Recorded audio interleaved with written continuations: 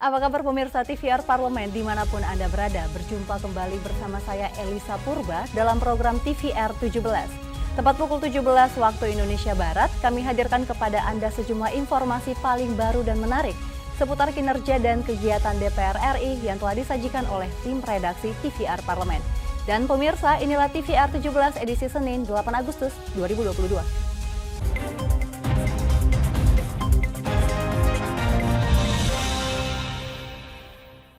Wakil Ketua DPR RI Rahmat Gobel memuji sistem pertanian yang diterapkan di negara Jepang, khususnya di Hokota, Prefektur Ibaraki, baik dari teknologi yang digunakan dalam bidang pertanian maupun kualitas produk pertanian yang dihasilkan.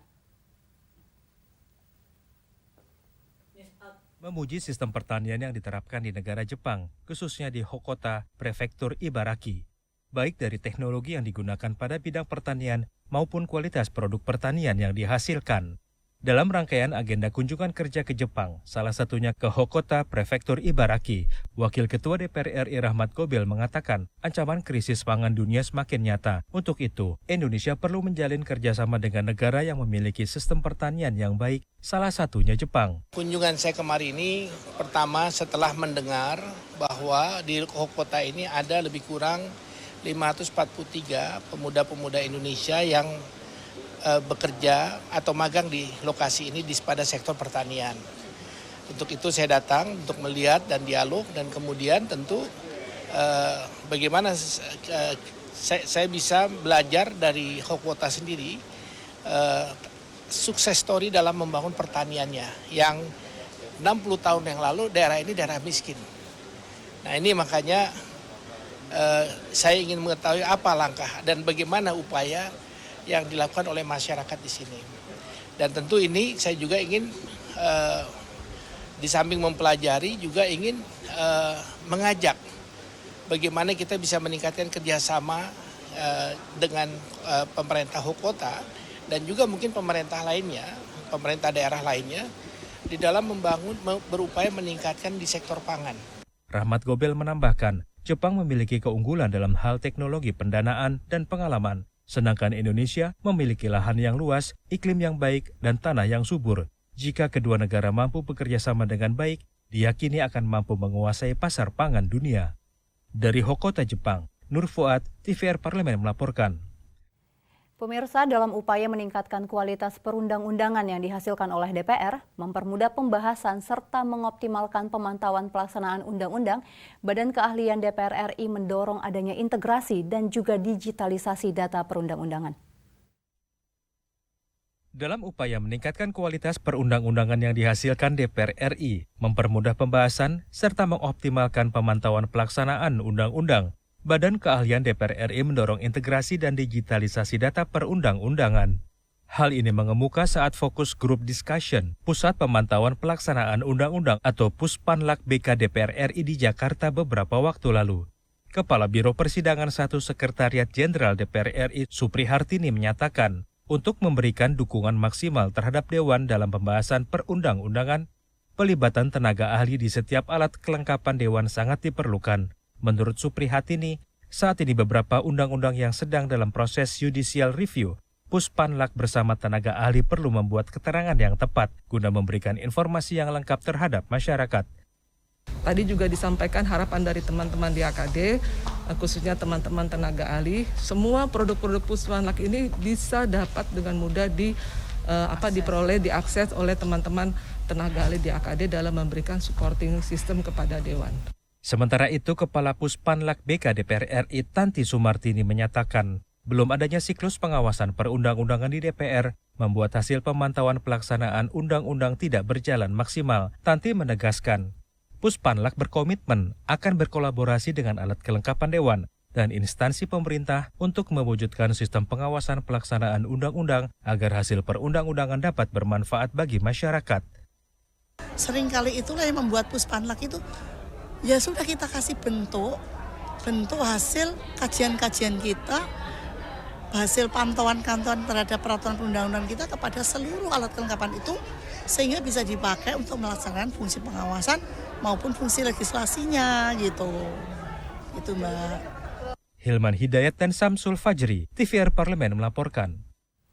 Sekretaris Jenderal DPR RI Indra Iskandar mengatakan media memiliki peranan penting untuk menjadi jembatan bagi DPR RI dalam menyerap aspirasi masyarakat sebagai acuan dalam mengambil keputusan terkait dengan kebijakan pemerintah.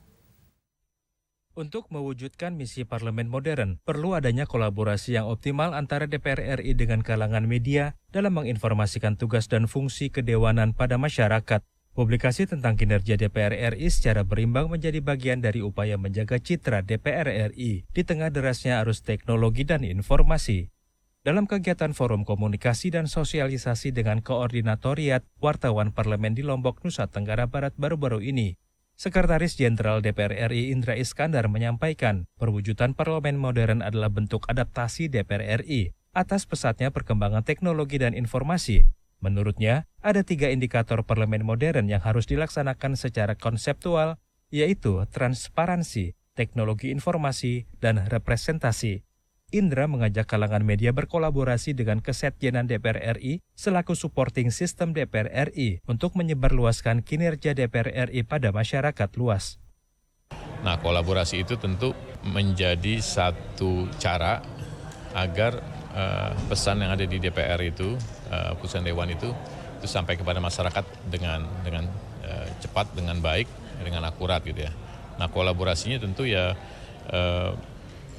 Sekretariat Jenderal memberikan ruang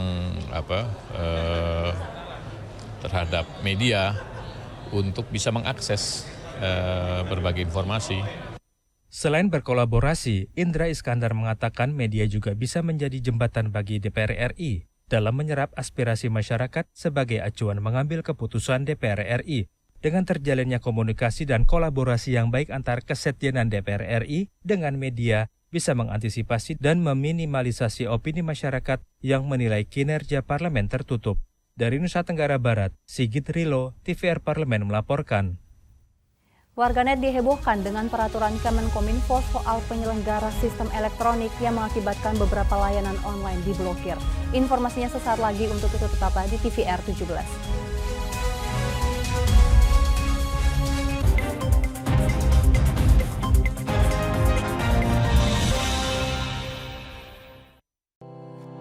Tugas dan fungsi DPR RI sangat penting bagi negeri ini sebagai pengemban amanat rakyat.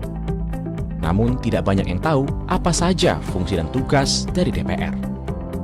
DPR mempunyai 3 fungsi pokok, yaitu legislasi, anggaran, dan pengawasan. Ketiga fungsi tersebut harus dilaksanakan dalam kerangka fungsi representasi yang mengedepankan kepentingan rakyat berdasarkan aspirasi masyarakat dan untuk kesejahteraan rakyat. Dari fungsi legislasi, DPR RI mempunyai tugas dan wewenang untuk menyusun dan menetapkan program legislasi nasional bersama dengan pemerintah, menyusun dan membahas rancangan undang-undang, menerima rancangan undang-undang dari DPD, membahas rancangan undang-undang yang diusulkan oleh Presiden ataupun DPD, menetapkan undang-undang bersama dengan Presiden, menyetujui atau tidak menyetujui peraturan pemerintah pengganti undang-undang yang diajukan Presiden untuk ditetapkan menjadi undang-undang. Sementara, fungsi anggaran membahas dan memberikan persetujuan atau tidak memberikan persetujuan terhadap rancangan undang-undang tentang APBN yang diajukan Presiden, memperhatikan pertimbangan DPD atas rancangan undang-undang tentang APBN dan rancangan undang-undang terkait pajak, pendidikan, dan agama, menindaklanjuti hasil pemeriksaan atas pengelolaan dan tanggung jawab keuangan negara yang disampaikan oleh BPK, memberikan persetujuan terhadap pemindahtanganan aset negara maupun terhadap perjanjian yang berdampak luas bagi kehidupan rakyat yang terkait dengan beban keuangan negara. Dan fungsi pengawasan, melakukan pengawasan terhadap pelaksanaan undang-undang, APBN, dan kebijakan pemerintah, membahas dan menindaklanjuti hasil pengawasan yang disampaikan oleh DPD terkait pelaksanaan undang-undang mengenai otonomi daerah, pembentukan, pemekaran, dan penggabungan daerah, pengelolaan sumber daya alam dan sumber daya ekonomi lainnya, pelaksanaan APBN, pajak, pendidikan, dan agama. Terima kasih. Video ini dipersembahkan oleh TV dan Radio Parlemen, Biro Pemerintahan Parlemen, Sekretariat Jenderal, dan Badan Keahlian DPR RI.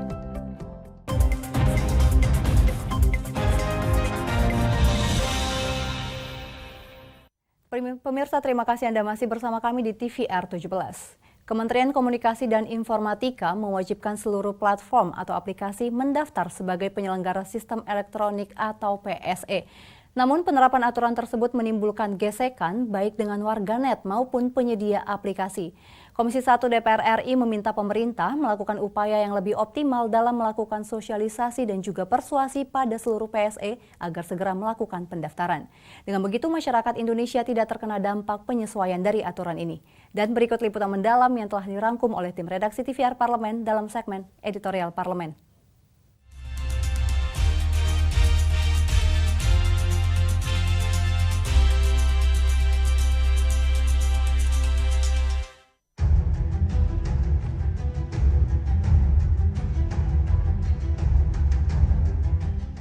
Kewajiban pendaftaran bagi PSE swasta lokal dan asing berdasarkan peraturan Menkominfo nomor 10 tahun 2021 tentang penyelenggara sistem elektronik lingkup privat. Awalnya, para perusahaan aplikasi diwajibkan mendaftar di PSE Kominfo sebelum 20 Juli 2022 atau akan diblokir aksesnya di Indonesia. Kemudian, Kemkominfo melonggarkan tenggat waktu pendaftaran PSE hingga 29 Juli 2022. Pemblokiran PSE yang gagal daftar hanya bersifat sementara dan bisa dibuka kembali. Syaratnya, PSE yang diblokir harus mengajukan normalisasi sama seperti mendaftar PSE, yaitu melengkapi pendaftaran PSE melalui Online Single Submission Risk-Based Approach atau OSS-RBA. Menkominfo Johnny G. Plate mengungkapkan pendaftaran ini tidak terkait dengan data pribadi pelanggan PSE, namun berkaitan data-data dasar dan kontak person, alamat dan kontak person PSE, sehingga jika di kemudian hari terjadi masalah, pemerintah Indonesia bisa memberikan perlindungan terhadap hak-hak masyarakat melalui komunikasi, audit, dan kerjasama dengan PSE. Melalui akun YouTube Kemkominfo RI, Dirjen Aplikasi Informatika Samuel Abrijani Pangerapan membantah adanya kelonggaran bagi PSE yang belum mendaftar. Menurutnya, pendaftaran PSE bisa dilakukan kapan saja bagi PSE yang ingin beroperasi di Indonesia. Sedangkan tenggat waktu yang dibuat pemerintah adalah bagi PSE yang sudah beroperasi di Indonesia namun belum mendaftar. Bagi penyelenggara, paling tidak mereka bisa meningkatkan trusted dari masyarakat. Kan uang digital kan sangat bukan belantara, semua orang bisa ada di sana. Apalagi kalau terus kita kalau ini melakukan kegiatan, khususnya kegiatan ekonomi, terus kita nggak tahu, kan kita juga bisa was-was. Tapi kalau kita tahu, oh dia sudah terdaftar, oh ya dia paling tidak ada mengangkat rasa nyaman dan aman bagi masyarakat, karena tahu kalau ada apa-apa dia bisa melaporkan. Menanggapi kebijakan pendaftaran PSE, anggota Komisi 1 DPR RI Dev Akbarsyah yang ditemui di Gedung Nusantara 3 DPR RI menilai pendaftaran PSE sebagai upaya pemerintah dalam menjaga keamanan warga masyarakat dan kepastian hukum bagi platform atau aplikator lokal maupun asing. Pendaftaran PSE juga untuk mengawal progres teknologi digital yang berkembang di Indonesia agar aplikasi digital karya anak bangsa bisa berkembang baik, layaknya aplikasi asing yang sudah populer. Memastikan bahwa mereka beroperasional di Indonesia, membayar pajak, menyumbang kepada devisa negara, dan juga untuk mengamankan kemajuan progres digitalisasi di Indonesia agar semua aplikasi yang dibuatan anak bangsa itu dapat berkembang dengan baik. Dari Kominfo, dari pemerintah, ya saya minta untuk proaktif. Jadi yang sudah diketahui mereka itu siapa, kontaknya di mana, segera kontak. Kalau mereka tidak ada respons, ya baru ambil tindakan-tindakan yang tegas. Anggota Komisi 1 DPR RI Bobi Adityo berpendapat, kebijakan pendaftaran PSE yang dilakukan Kemkominfo RI demi kedaulatan negara. Meski begitu, Kemkominfo harus bijak dalam melakukan pemblokiran PSE agar tidak merugikan masyarakat yang menggantungkan hidupnya dari platform digital. Menurut Bobi, sebelum melakukan pemblokiran, Kemkominfo sebaiknya melakukan sosialisasi dan waktu pada masyarakat yang memiliki usaha di platform digital agar membuat perencanaan atau opsi lain jika terjadi pemblokiran oleh Kemkominfo. Dengan didaftarkannya platform-platform tersebut menjadi PSE, negara memiliki kemampuan untuk melindungi masyarakatnya.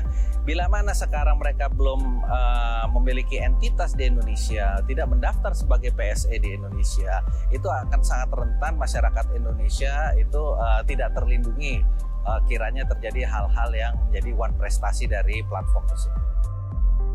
Hingga 1 Agustus 2022, sudah ada 9.106 sistem elektronik yang telah terdaftar. Jumlah ini didaftarkan oleh 5.419 PSE. Komisi 1 DPR RI meminta pemerintah melakukan upaya yang lebih optimal dalam melakukan sosialisasi dan persuasi pada seluruh PSE agar segera melakukan pendaftaran.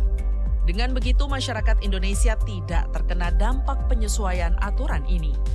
Komisi 1 DPR RI mengimbau perusahaan-perusahaan digital yang beroperasi di tanah air harus menghormati peraturan pemerintah Indonesia karena untuk memastikan kenyamanan iklim digital bagi masyarakat Indonesia sebagai pengguna layanan internet. Tim Liputan TVR Parlemen melaporkan.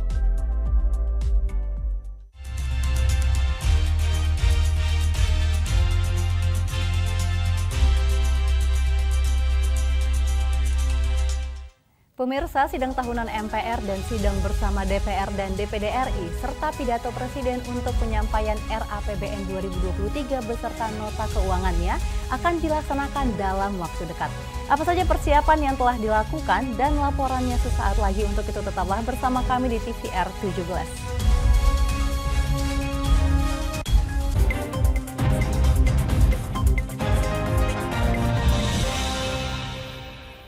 Virus corona menjadi perbincangan dunia. Beberapa negara sudah terjangkit. Ribuan orang di Indonesia terkena virus ini. Kita perlu antisipasi dengan melakukan hal berikut. Cuci tangan dengan sabun dan antiseptik. Gunakan masker atau penutup mulut saat bersin dan batuk. Masak telur dan daging hingga matang. Hindari kontak dengan hewan. Tidak saling berjabat tangan. Tidak berinteraksi dengan penderita. Jika memiliki demam tinggi, batuk, pilek, gangguan pernafasan, sakit tenggorokan, dan letih lesu, segera periksakan ke dokter. Waspada virus corona, cegah penyakit sejak dini. Dipersembahkan oleh TVR Parlemen, Biro Pemberitaan Parlemen, Sekjen dan DK DPR RI. Ingat selalu protokol kesehatan dengan melakukan 5M. Memakai masker, mencuci tangan pakai sabun, menjaga jarak, menjauhi kerumunan, membatasi mobilisasi dan interaksi.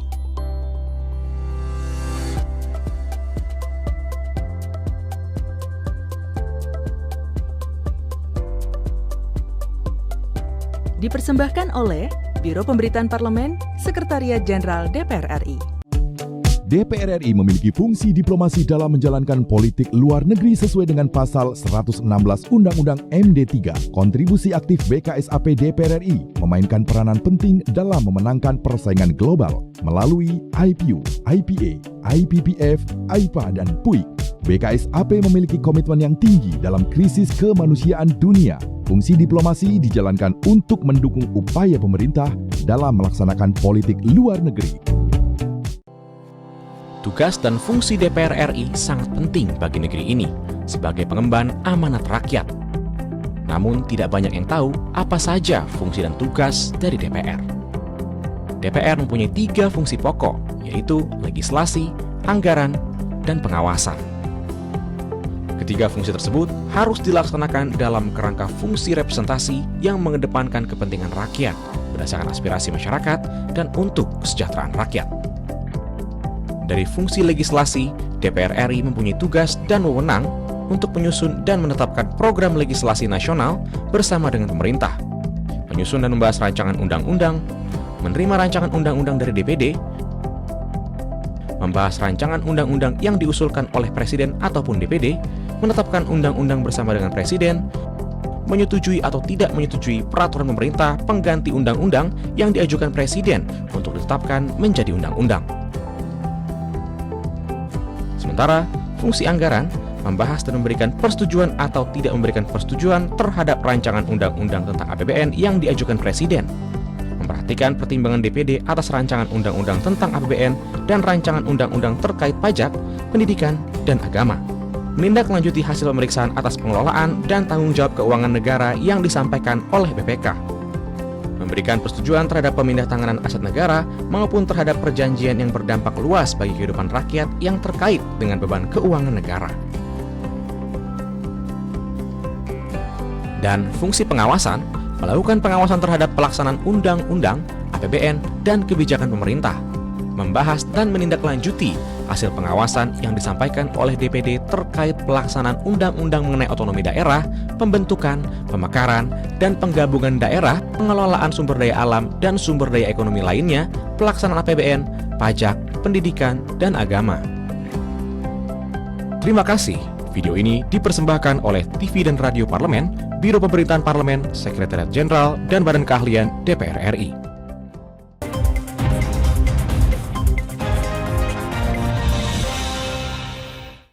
Pemirsa, kembali di TVR 17.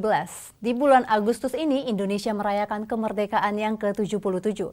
DPR RI pun bersiap menjadi tuan rumah sidang bersama pemerintah dalam rangka ulang tahun kemerdekaan, juga sidang rancangan Undang-Undang APBN tahun 2023. Bagaimana kesiapan DPR RI menyelenggarakan sidang tahunan akbar ini?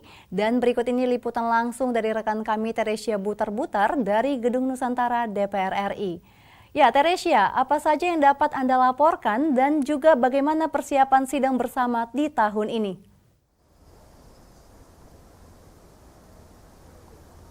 Ya, Elisa dan pemirsa TVR Parlemen, saat ini saya sudah berada di depan ruang rapat paripurna di Gedung Nusantara Senayan, Jakarta, di mana pada 16 Agustus mendatang, lokasi di belakang saya akan dipadati oleh rombongan Presiden dan juga para menteri serta para anggota DPR RI dan DPD RI untuk menghadiri sidang tahunan MPR dan sidang bersama DPD dan DPR RI. Nah, menjelang sidang tersebut, berbagai persiapan masih terus dilakukan, diantaranya persiapan pengamanan, kebersihan, protokol kesehatan, dan juga persiapan fasilitas penunjang lainnya. Berdasarkan pantauan kami, dari sisi pengamanan akan diberlakukan pengamanan maksimal, baik di dalam maupun di luar kompleks DPR RI. Sementara untuk protokol kesehatan, pihak Setjen DPR RI akan memberlakukan protokol kesehatan secara ketat karena pandemi yang belum usai, mulai dari pengukuran suhu tubuh, memakai masker hingga mewajibkan seluruh tamu undangan menunjukkan hasil tes cepat negatif. Selain itu, dapat kami laporkan pemasangan bendera juga telah dilakukan di berbagai sisi di area gedung DPR MPR RI. Nuansa kemerdekaan sudah sangat semarak dan persiapan sudah hampir rampung. Nah, Elisa dan pemirsa, sidang tahunan pada tahun ini masih akan dilakukan dalam 2 sesi karena masih dalam kondisi pandemi COVID-19. Adapun sesi pertama akan dilaksanakan sidang tahunan MPR dan sidang bersama pemerintah, di mana Presiden nanti akan membacakan pidato kenegaraan dalam rangka peringatan kemerdekaan Republik Indonesia yang ke-77. Sementara di sesi selanjutnya, DPR dan pemerintah akan membahas mengenai RAPBN pada tahun anggaran 2023. Elisa. Baik, Tere, berdasarkan rekan kami informasi yang berhasil kami himpun, nantinya sidang bersama jelang peringatan ini, selain juga melaksanakan sidang bersama, akan ada penyelenggaraan pertemuan P20. Nah, bagaimana persiapannya dari P20 atau P20 ini, Tere?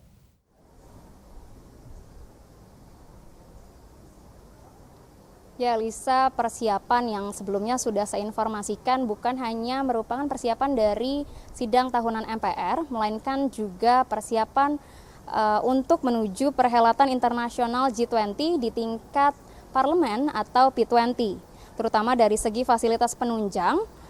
Misalnya ruangan VIP, ruangan ini nantinya akan difungsikan untuk menerima kedatangan para delegasi atau pimpinan serta perwakilan parlemen negara-negara anggota G20. Nah, Lisa dan pemirsa, mengapa perhelatan ini menjadi penting bagi Indonesia? Karena Indonesia merupakan anggota G20 yang perekonomiannya cukup diperhitungkan di mata dunia.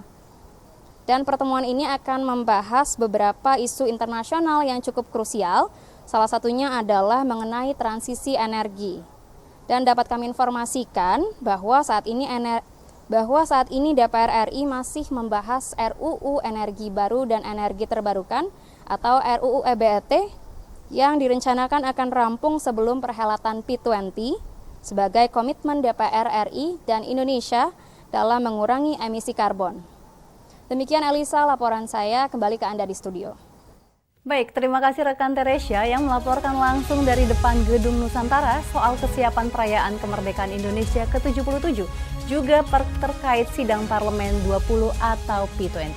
Selanjutnya pemirsa, apa saja yang menjadi topik perbincangan di media online pada hari ini? Usai jeda tetaplah di TVR 17.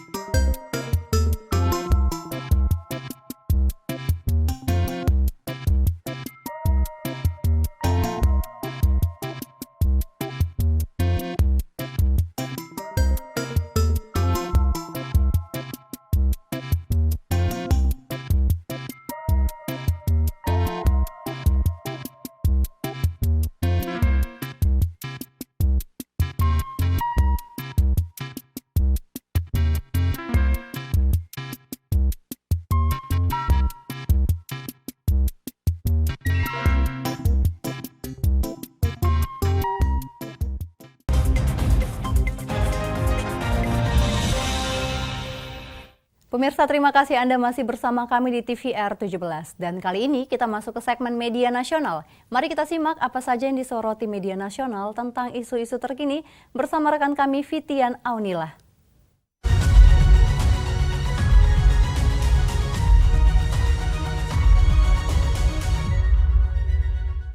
Baik, terima kasih Elisa. Pemirsa TVR Parlemen, mari kita bahas apa yang saja yang menjadi headline media online hari ini. Nah, yang pertama adalah DPR meyakini Baradae bukan tersangka tunggal dalam kasus tewasnya Brigadir J. Nah, dapat kita lihat nih di layar kaca, meski Richard Eliezer Pudihang Lumiu alias Baradae sudah ditetapkan sebagai tersangka dalam insiden berdarah di rumah Irjen Verdi Sambo, bola panas terus bergulir dan terus membuka fakta-fakta baru.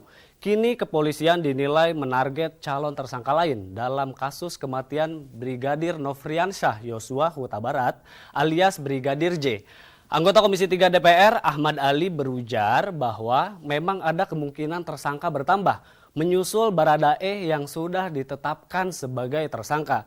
Ali berkeyakinan pengungkapan kasus tersebut kian terang benderang seiring berjalannya waktu. Sehingga penetapan tersangka tinggal menunggu waktu lantaran konstruksi kasus sudah terbangun. Seperti yang telah diketahui ex-Kadif Propam Polri Irjen Verdi Sambo dibawa ke Mako Brimob Polri Kelapa II Depok pada Minggu 7 Agustus untuk diperiksa mengenai pelanggaran etik dalam kasus meninggalnya Brigadir J. Ahmad Ali menilai pemeriksaan itu dilakukan karena ada pelanggaran yang ditemukan dari pemeriksaan saksi lain. Adapun sebanyak 25 anggota Polri termasuk Irjen Verdi Sambo diduga melakukan pelanggaran etik terkait kasus kematian Brigadir J. Sementara anggota Komisi 3 DPR Rano Alfat menilai penindakan terhadap ex-Kadif Propam Polri Irjen Verdi Sambo menunjukkan komitmen Kapolri Jenderal Listio Sigit Prabowo dalam mencari titik terang kasus tersebut. Dengan langkah-langkah yang diambil Polri tersebut, Rano memandang publik dapat melihat proses penanganan kasus penembakan terhadap Brigadir J secara transparan. Selain itu, Rano juga menilai penindakan terhadap Irjen Verdi Sambo ini memperlihatkan Kapolri tidak tersandra oleh kepentingan manapun. Nah, selanjutnya yang juga menjadi sorotan di media online hari ini mengenai vaksin karya anak bangsa diharap menjadi kado ulang tahun Republik Indonesia yang ke-77. Nah, bisa kita lihat di sini pemirsa, di bulan Agustus yang spesial bagi Indonesia tersiar kabar bahwa 2 vaksin COVID-19 produk anak bangsa diperkirakan akan segera rilis. Vaksin merah putih dan vaksin COVID-19 yang diproduksi oleh perusahaan BUMN Bio Farma saat ini tengah memasuki uji klinis tahap ketiga, termasuk nantinya dapat digunakan oleh masyarakat secara luas.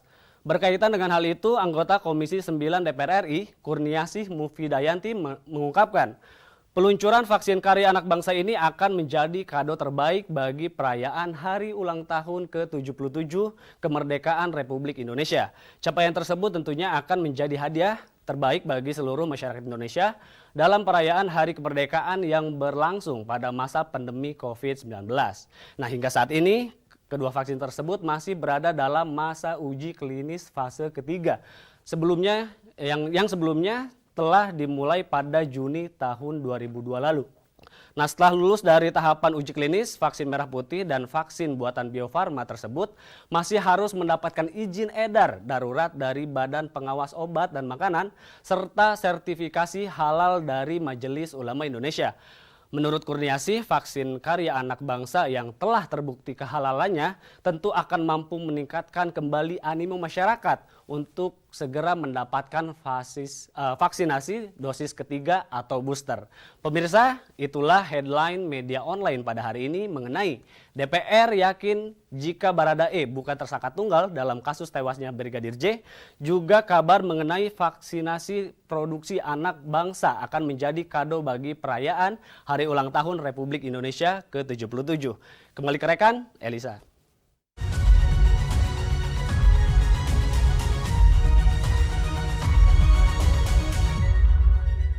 Terima kasih rekan Fitian yang telah menyampaikan sejumlah sorotan dari media online nasional pada hari ini. Dan pemirsa TVR Parlemen, segmen media tadi sekaligus menutup program TVR 17 edisi sore hari ini. Jangan lupa kembali kami ingatkan virus COVID-19 masih ada. Untuk itu terus taati protokol kesehatan dimanapun Anda berada. Saya Elisa Purba, beserta seluruh kru TVR Parlemen yang bertugas mengucapkan terima kasih dan mohon undur diri dari hadapan Anda. TVR Parlemen, referensi Indonesia.